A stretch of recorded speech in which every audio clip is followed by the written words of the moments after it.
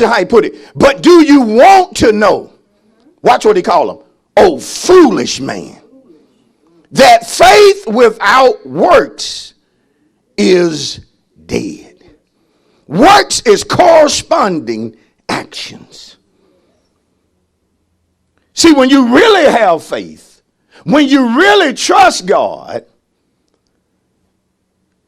your corresponding actions will be the basis or the reason why you do what you do. See, faith without works, faith without corresponding actions is dead. Listen to me. Dead faith is unproductive. Dead faith is unfruitful. Dead faith will never produce results.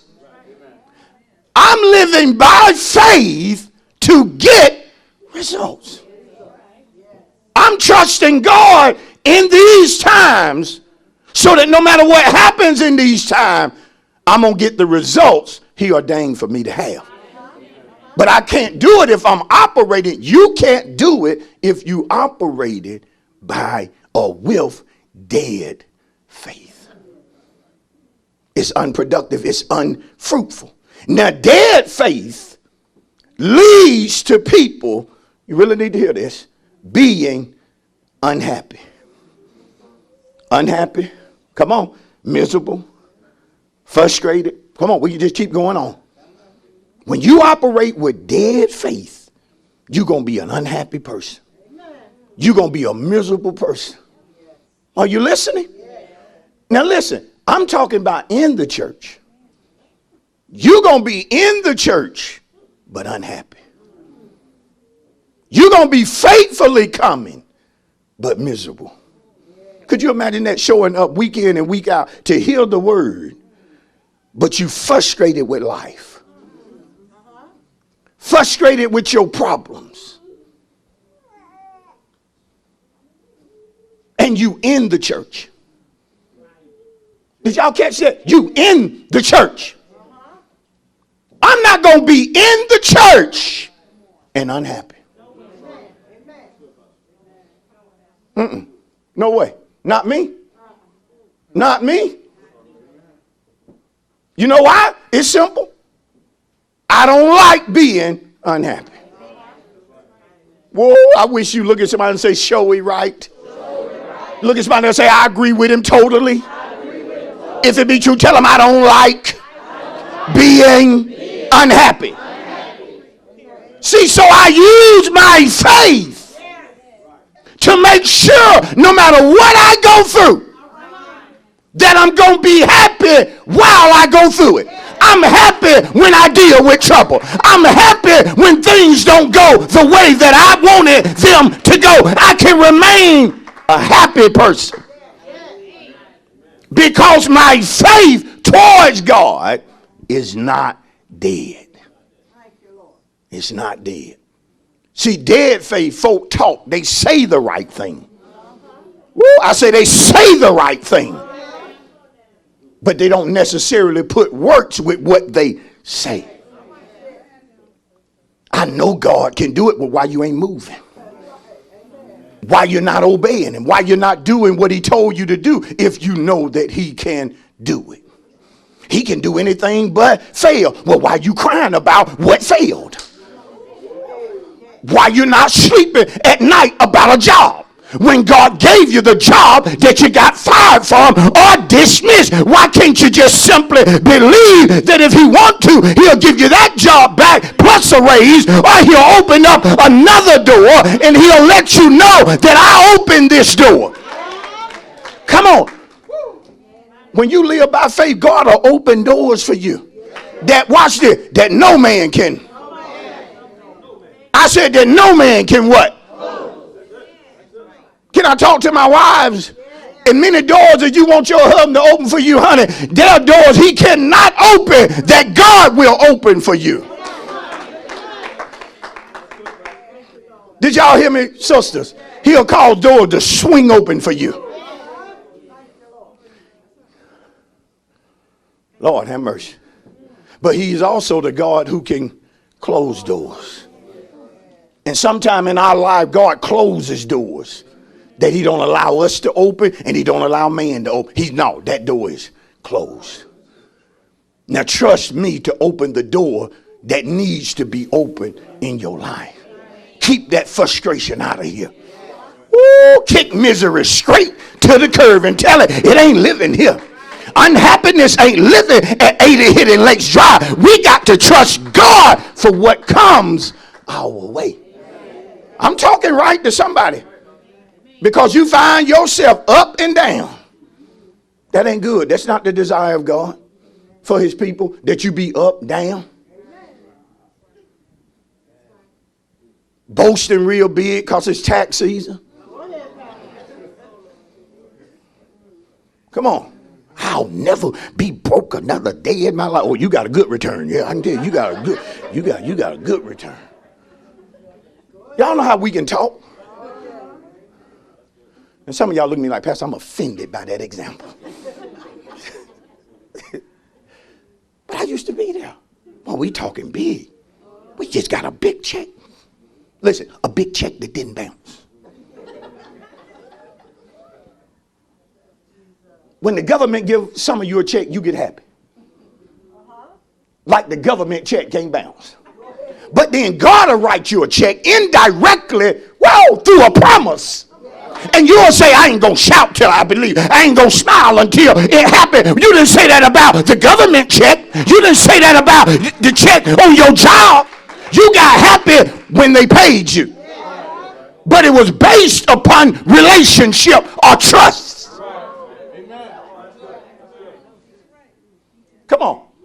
Many of us, when we get paid for our job, we go up to the bank with absolute assurance. I'm having to work with this. Let me tell you how we know our assurance is so strong. You've already paid stuff with that check. You on went and told folk it's coming based upon what? Friday check. That's how much confidence you got in that job.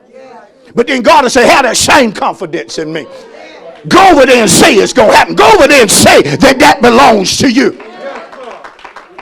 Hold up, God.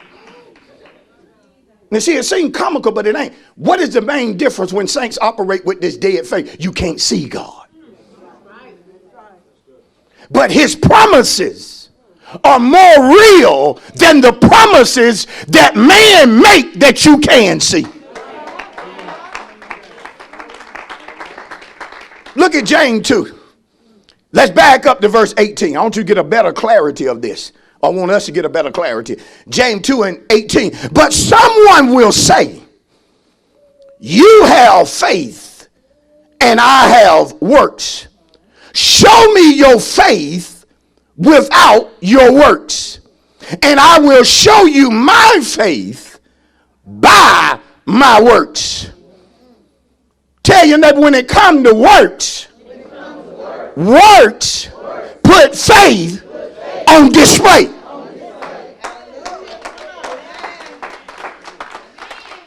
Tell somebody else, works puts faith on display. You maybe can't see my faith, but you can see my works. See, notice what he goes on to say. Watch this now. You believe that there is one God. You do well. Now watch this. Even demons believe and what? Tremble. But see, demons can't have works with their faith. Demons believe in the existence of God, but they cannot act upon the existence of God nor his promises. But you and I. See, when Jesus was walking the water and Peter looked and said, Lord, if that be you, be it me to come. Jesus said, come. You could see faith on display. Watch how simple it is. By him getting out the boat. I said you could see faith on display when he stepped out the boat. And some folks will tell you incorrectly that he stepped out on nothing. That ain't true. He stepped out on God's word.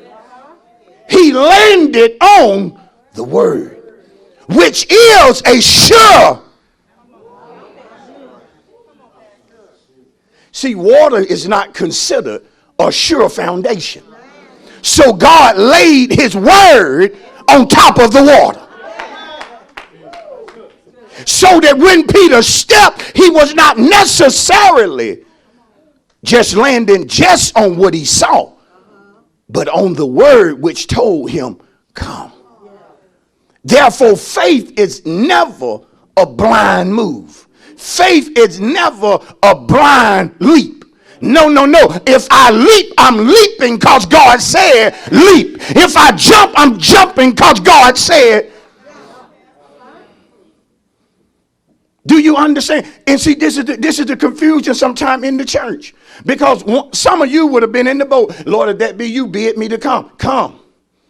No, I'm good. Then you would have left that telling about, Jesus told me I could have came. I could have walked on the water. Why you didn't walk? Well, you know, it was storming and there's a lot of stuff going on, but I could have did it. Why didn't you do it? Why didn't you trust God? Well, I'm finna make somebody upset. Some of you don't have right now what God ordained for you to have years ago because you didn't trust him to get it.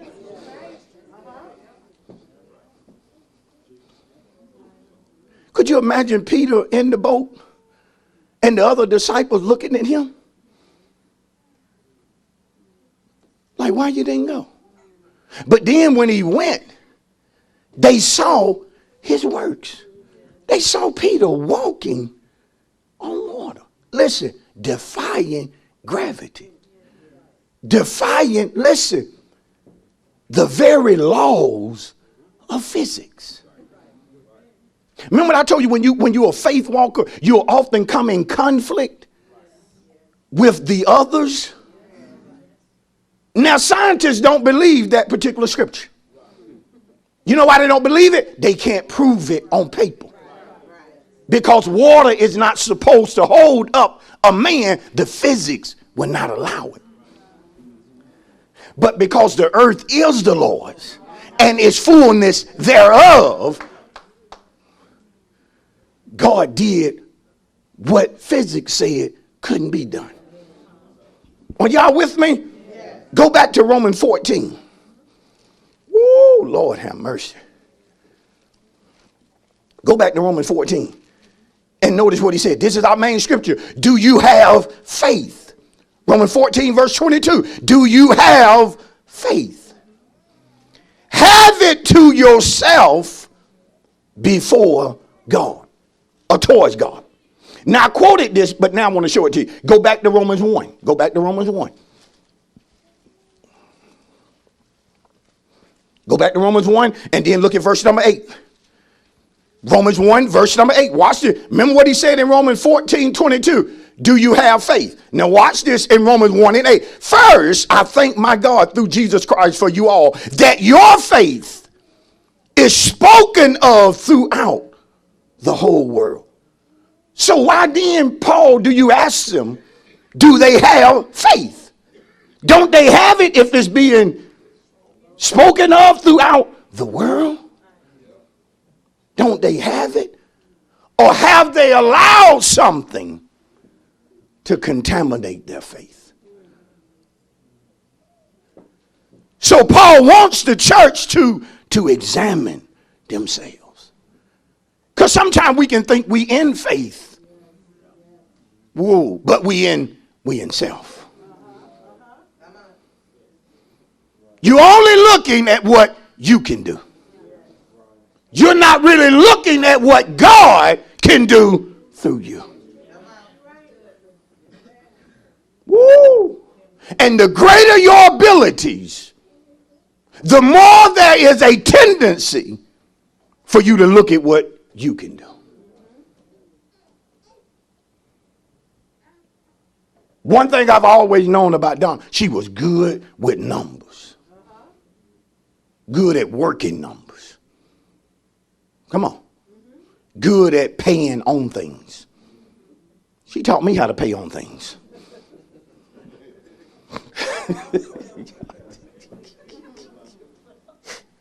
When I first got, well, I want to pay everything off now. Pay it off now. I don't even want to hang it over me. She said, I'll show you a better way. Don't send them all of it. You see that? You can send them just what's due.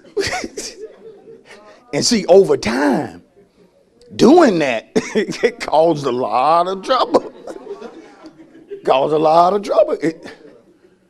Because it gave us this thing where we said, no matter how rough it looks, just do the numbers. And see, God saw, look, y'all, okay, I see what y'all doing. You trusting in your ability. I'm going to let this thing get so jacked up that 2 + 2 will not be 4 on your bill paper. Now, what are you going to do? Woo! I know I'm talking right. Well, I will get another job. This is when a lot of folk work 2 jobs, 3 jobs. Man, I got 4 jobs, man. Don't let nobody fool you. People don't work no 3, 4 jobs because they love every one of them.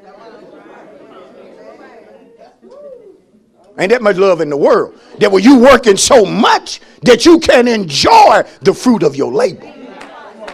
But see, you'll look at your ability and you'll try to work your way out of it. You'll try to overtime your way out. If I can get 10 hours of overtime each week this month, that's an extra $925. And if I got an extra $925, then everything gonna be all right. Bam, the refrigerator went out. Car clicking. You got starter issues. See, you didn't have none of that down now.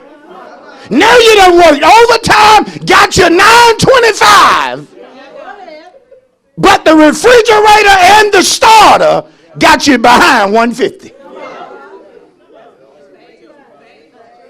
And you didn't even want to go in sad, if the truth be told. That was your Saturday to rest. But you gonna get yourself out. See, God will get you to a place where they'll offer you all kind of money. And God will say, stay home. Stay home, go to Red Box, get your 2 movies, and just chill today. But God, I'll take care of that.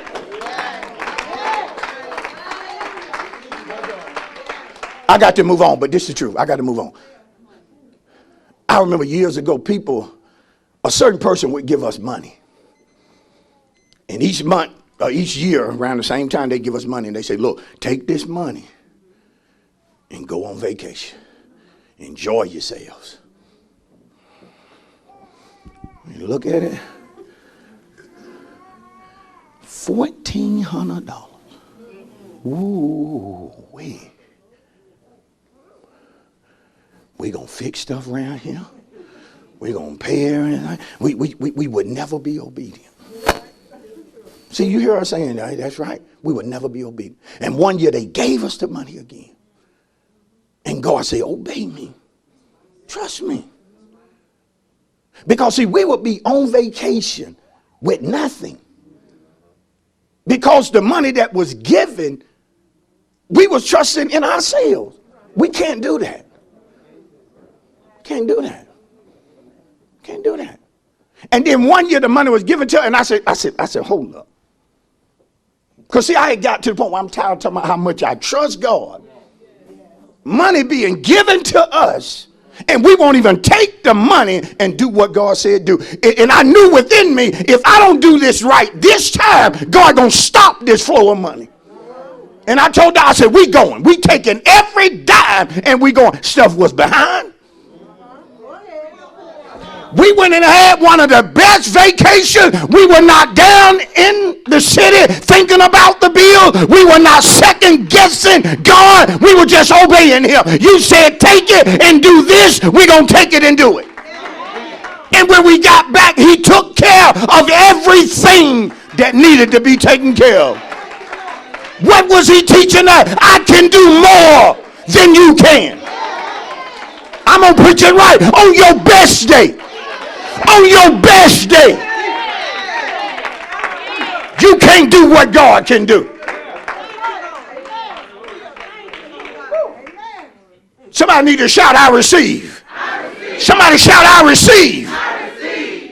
Because some of you are like, why people don't ever bless me like that? Because you ain't got to the point where you're going to do right with it.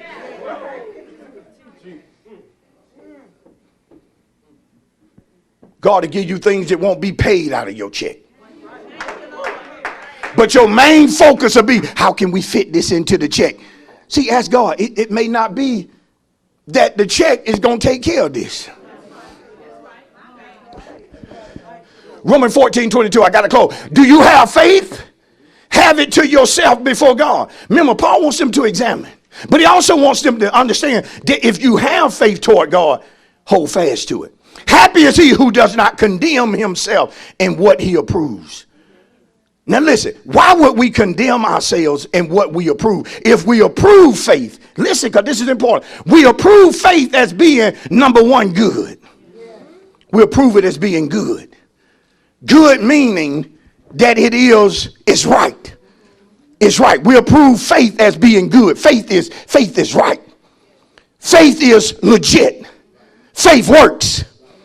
So why would I look at faith, approve it as being good, a blessing, legit, something that works, and then turn around and condemn myself? Listen, in what I approved. See, he knew what was happening in Rome. Guess what God knows is happening at Refuge? You approve faith as being good, as being a blessing, as being legit, as being right. But then you turn around and condemn yourself, listen, in what you approve. It was your testimony that faith brought you out. Now you're turning around condemning what you say brought you out. Are y'all with me? And this is what happened. What causes a person to condemn themselves? Because the message this morning is, don't condemn yourself. Why do we do that? Why do we double talk?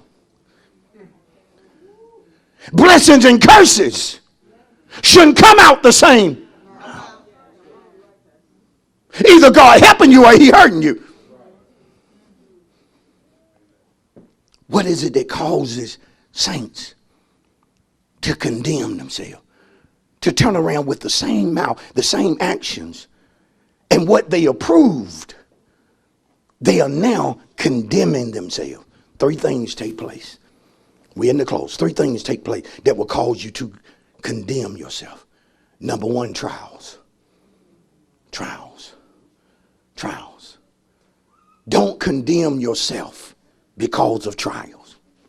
Don't condemn what you have approved, which is faith, because of trouble. Because trouble don't last always. This too shall pass. So I'm not going to condemn myself. Number two, persecution. Persecution. See, when you have said that faith is good, when you have approved faith, it's right, it's legit, it works, you will be persecuted because of your faith. Because of your faith. Some of you are going through things now, not because of what you did wrong, but you're going through that because of what you're doing right. Persecution is real, saints. You can be persecuted in your house. You can be mistreated by somebody you live with, somebody you good to. And it all boils down to is that it's a test or an attack upon your faith. You know how folks will get upset with people and then leave God because of people. I don't care how many folk line up and mistreat you, God gonna always be good to you. And like it or not, there are times that people mistreat you and me, who you've been good to and who I've been good to. Why does that happen? Because we need the taste a little bit of what Jesus went through. I said a little bit. People that mistreated Jesus, he was good to them. Come on. And some of you just lose it when folk mistreat you that you've been good to. Stop that. And then finally, the cares of the world. The cares of the world. Like it or not, when this pandemic hit, there were people who had approved faith as good, legit. It works. But in this pandemic, they condemn themselves. Come on. A lot of folk, and this going to make some, going to get some folk. Going to stir some up. I know it. But a lot of them were people who before the pandemic, they were known in the church as your main faith walkers. I tell you, neighbor, if you don't condemn yourself in what you approve, and you have faith towards God or in God, you will be happy. Come on, where do you get that from? Look at 22. Do you have faith? Have it to yourself before God? Here it is. Happy is he who does not condemn himself in what he approves. Thank you for watching the Making People Productive broadcast with Pastor Leonard D. Cochran of A Place of Refuge, Noonan.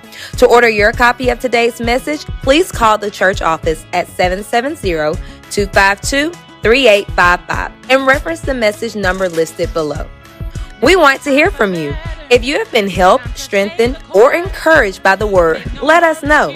Also, don't forget to connect with us on all of our major social media platforms to receive exclusive information and updates with all things Refuge Noonan. A Place of Refuge Noonan is located in the city of Noonan, Georgia. If you would like to visit us, our worship times are every Sunday at 10:15 a.m. on location and live at 10:45 a.m. We also have service every Wednesday at 7:15 p.m. via Facebook and YouTube Live.